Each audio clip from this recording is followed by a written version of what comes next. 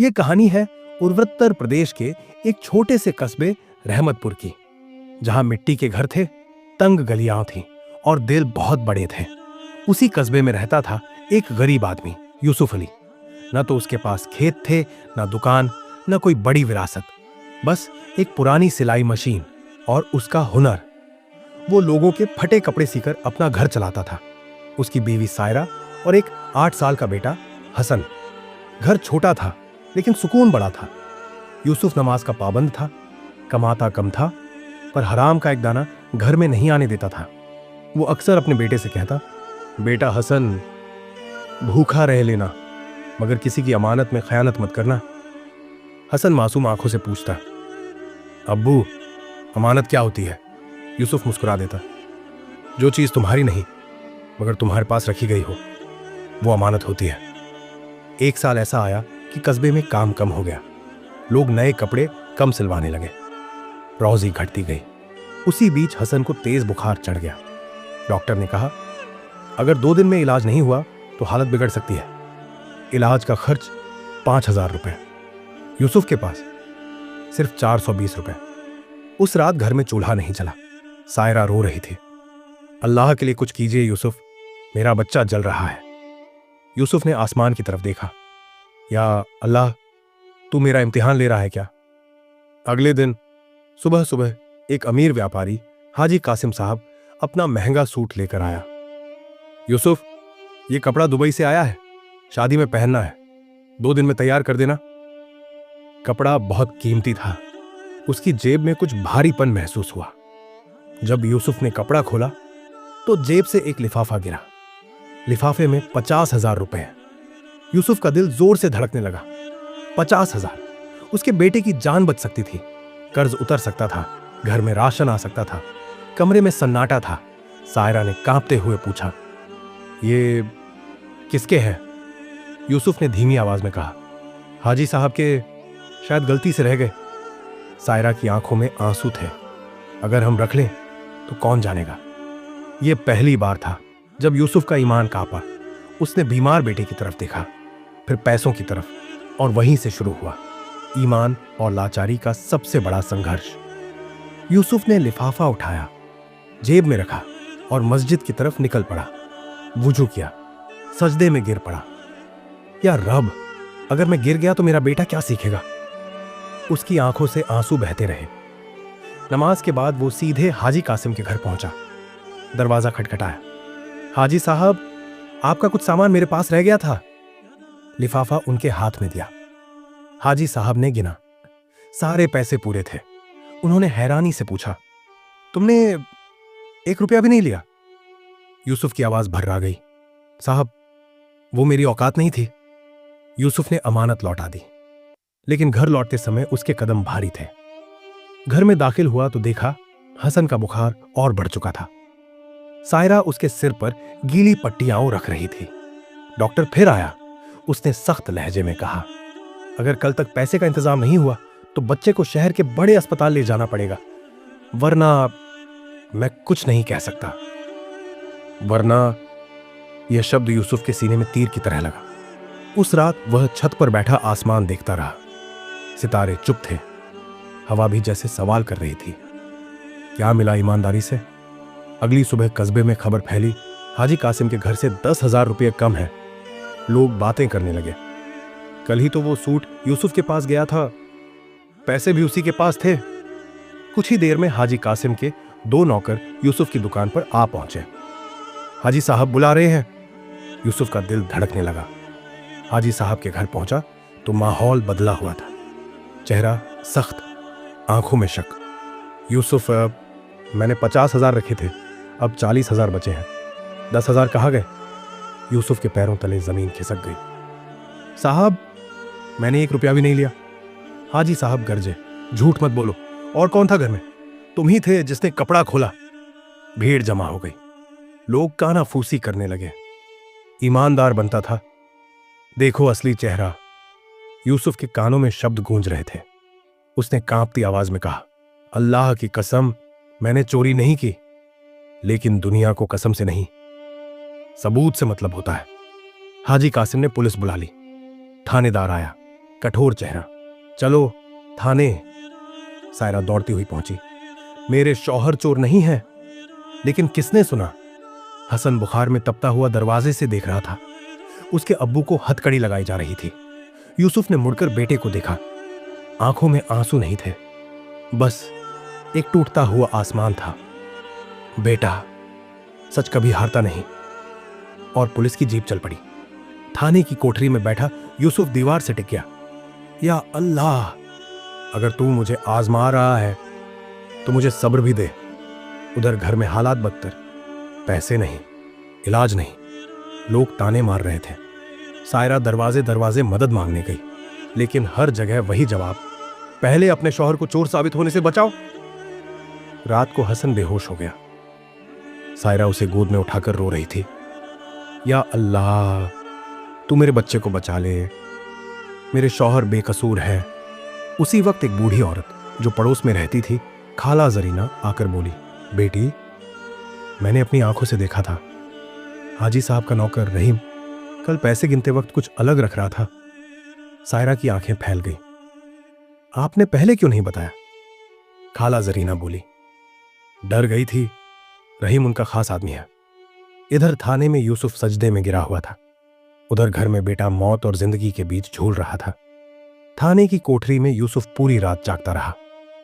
दीवारों पर सीलन थी, फर्श ठंडा था और दिल पर इल्जाम का बोझ। एक सिपाही ने ताना मारा, बहुत ईमानदार बनते थे ना, अब बैठो यहां। यूसुफ ने कुछ नहीं कहा, बस आंखें बंद कर ली। होंठों पर सिर्फ एक दुआ, या अल्लाह, अगर तू गवाह है कि मैं बेकसूर हूं तो तू ही मेरी मदद कर। उधर घर में सायरा हसन को गोद में लिए बैठी थी। बच्चे की सांसें तेज चल रही थी। खाला जरीना पास बैठी थी। बेटी, अगर रहीम ने सच में चोरी की है तो हमें सबूत चाहिए। सायरा ने आंसू पोंछे। सबूत कहां से आएगा? खाला जरीना बोली, रहीम रोज शाम को चाय की दुकान पर बैठता है, शायद कोई गलती कर दे। शाम ढली। सायरा ने हिम्मत जुटाई और चाय की दुकान के पास जाकर खड़ी हो गई। पर्दे में दूर से रहीम अपने दोस्तों से शेखी बघार रहा था। अरे 10,000 ही तो थे, उस दर्जी को फंसाया और खुद बच गया। दोस्त हंस रहे थे। सायरा का दिल धड़कने लगा।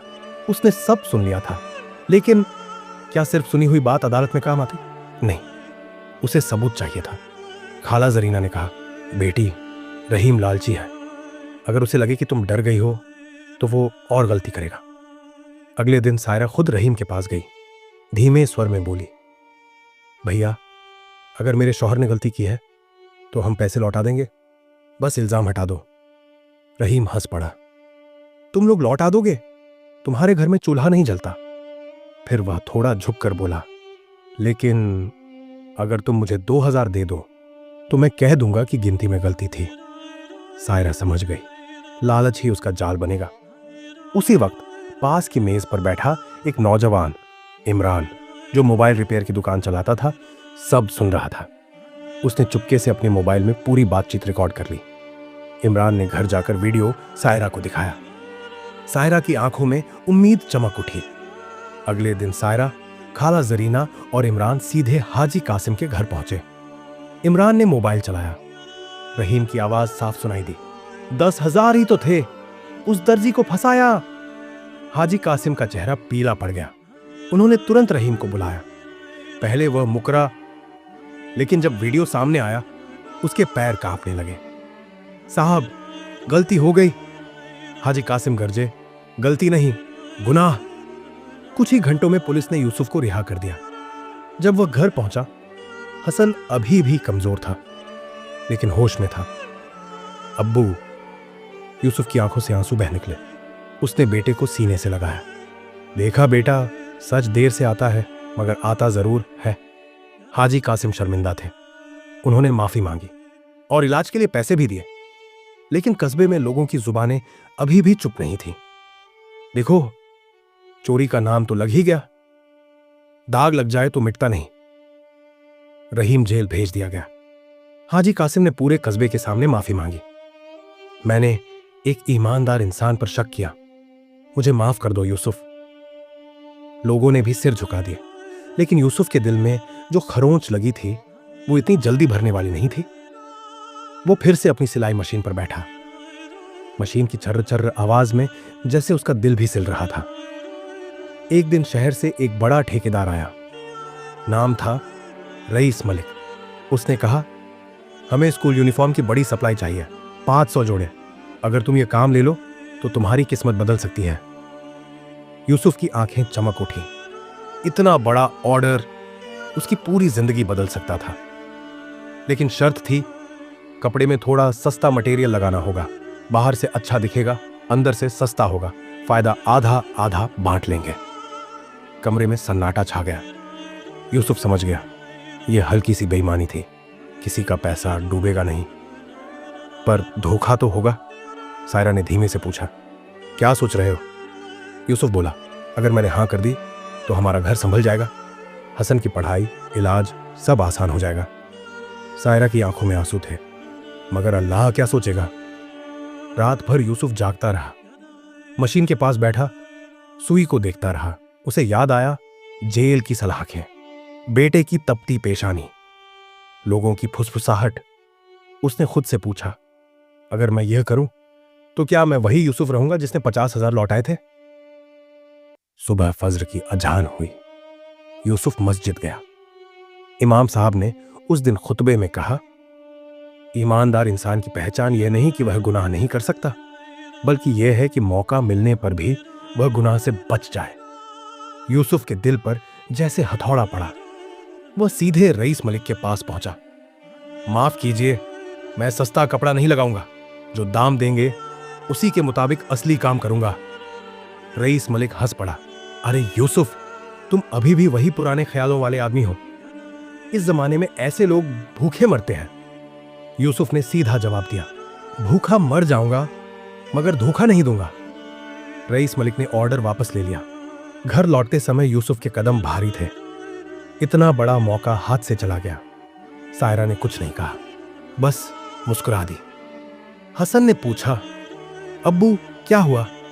यूसुफ ने बेटे को सीने से लगाया। बेटा, आज हमने अमानत फिर बचा ली। 3 दिन बाद जिले के एक सरकारी अधिकारी फैसला खान कस्बे में निरीक्षण के लिए आए। उन्हें स्कूल यूनिफॉर्म की शिकायत मिली थी। किसी ने बताया, एक दर्जी है जो बेईमानी नहीं करता। फैसल खान सीधे यूसुफ की दुकान पहुंचे। उन्होंने पुराना काम देखा, साफ सिलाई, मजबूत कपड़ा। हमें पूरे जिले के लिए यूनिफॉर्म चाहिए, सरकारी टेंडर है, ईमानदार सप्लायर चाहिए। यूसुफ को यकीन नहीं हुआ। मगर मेरे पास तो बड़ी फैक्ट्री नहीं है। फैसल खान मुस्कुराए, हमें फैक्ट्री नहीं, ईमान चाहिए। अब कहानी उस मोड़ पर थी जहां मेहनत, सब्र और ईमानदारी अपना असली फल देने वाले थे। लेकिन रईस मलिक चुप नहीं बैठा था। उसे पता चला कि सरकारी टेंडर यूसुफ को मिल सकता है। उसने सोचा, अगर ये गरीब आदमी सफल हो गया तो मेरी बेईमानी खुल जाएगी। और उसने एक नई साजिश रची। रईस मलिक अंदर ही अंदर जल रहा था। उसे बर्दाश्त नहीं हो रहा था कि एक गरीब दर्जी सरकारी टेंडर जीत जाए। उसने अपने आदमी बुलाए। अगर यूसुफ सफल हो गया तो लोग पूछेंगे कि हम इतने साल क्या कर रहे थे।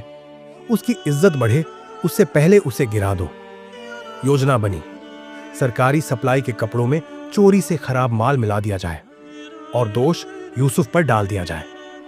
टेंडर मंजूर हुआ। पूरा कस्बा खुश था। यूसुफ रात दिन मेहनत कर रहा था। सायरा और हसन भी मदद कर रहे थे। लेकिन सप्लाई के दिन से एक रात पहले गोदाम में आग लग गई। धुआं, चीख पुकार, लोग बाल्टी से पानी डाल रहे थे। यूसुफ बदहवास था, या अल्लाह, ये क्या हो गया? सुबह जांच हुई। कुछ जले हुए कपड़ों में खराब क्वालिटी का माल मिला। रईस मलिक मौके पर पहुंचा, चेहरे पर बनावटी दुख। देखा, मैंने कहा था बड़ा काम सबके बस की बात नहीं। सरकारी अफसर फैसल खान सख्त हो गए। अगर यह धोखाधड़ी साबित हुई तो जेल होगी। यूसुफ के पैरों तले जमीन खिसक गई। रात को घर में सन्नाटा था। सायरा की आंखें नम थीं। हसन चुप बैठा था। यूसुफ ने पहली बार खुद को कमजोर महसूस किया। क्या फायदा इतनी ईमानदारी का अगर हर बार इल्जाम ही लगे? सायरा ने उसका हाथ पकड़ा। अल्लाह सब देख रहा है, जो सच है वो सामने आएगा। उसी रात हसन को कुछ याद आया। 3 दिन पहले उसने गोदाम के पास एक आदमी को छिपकर जाते देखा था। हाथ में तेल का डिब्बा था। हसन ने हिम्मत की, सीधे फैसल खान के पास गया। सर, मैं सच जानता हूं, सीसीटीवी नहीं था, पर पास की दुकान के बाहर एक कैमरा लगा था। रिकॉर्डिंग निकाली गई और सच सामने आ गया। रईस मलिक का आदमी गोदाम में घुसते हुए दिखा, हाथ में ज्वलनशील तरल। पूरा कस्बा सन्न रह गया। जांच में रईस मलिक गिरफ्तार हुआ। उसकी पुरानी फाइलें भी खुली। लोगों ने पहली बार देखा झूठ कितना बड़ा हो सकता है और सच कितना मजबूत। फैसला खान ने सबके सामने कहा, यूसुफ, तुम्हारी ईमानदारी पर अब कोई सवाल नहीं, पूरा जिला तुम्हारे साथ है। सरकारी सप्लाई फिर से शुरू हुई। इस बार प्रशासन ने सुरक्षा दी। यूसुफ ने दिन रात एक कर दिया। हर सिलाई में जैसे उसका आत्मसम्मान जुड़ा था। जब पहली खेप स्कूल पहुंची, बच्चों ने नई यूनिफॉर्म पहनी, मजबूत, सुंदर, टिकाऊ। स्कूल के मैदान में एक छोटा सा सम्मान समारोह हुआ। फैसला खान ने माइक पर कहा, आज हम एक दर्जे का सम्मान नहीं कर रहे, हम ईमानदारी का सम्मान कर रहे हैं। पूरा मैदान तालियों से गूंज उठा। हसन की आंखों में आंसू थे। सायरा की दुआएं आसमान तक जा रही थी। समय बीता। हसन बड़ा हुआ, मेहनत की, स्कॉलरशिप मिली, इंजीनियर बना। एक दिन उसने अपने अब्बू से कहा, अब्बू, आज जो मैं हूं वो आपकी ईमानदारी की वजह से हूं। यूसुफ मुस्कुराया, बेटा, याद रखना, पैसा खो जाए तो कुछ नहीं जाता, सेहत खो जाए तो थोड़ा जाता है, लेकिन अगर ईमान खो जाए तो सब कुछ चला जाता है।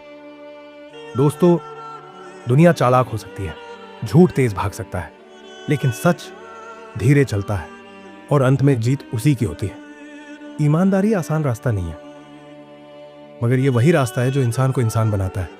अगर यह कहानी दिल को छू गई हो तो इसे सिर्फ सुनकर मत छोड़ना, अपनी जिंदगी में उतारना, क्योंकि ईमानदारी कभी हारती नहीं, वो बस इम्तिहान लेती है। तो आपको यह कहानी अगर पसंद आई तो कृपया इस वीडियो को लाइक करें, अपनी राय कमेंट बॉक्स में कमेंट करें। हमसे जुड़ने के लिए चैनल को सब्सक्राइब करें और इस वीडियो को अपने दोस्तों और परिवारों के साथ शेयर करें। आपके लाइक और कमेंट हमें और भी बेहतर कहानियां बनाने के लिए प्रेरित करते हैं। धन्यवाद।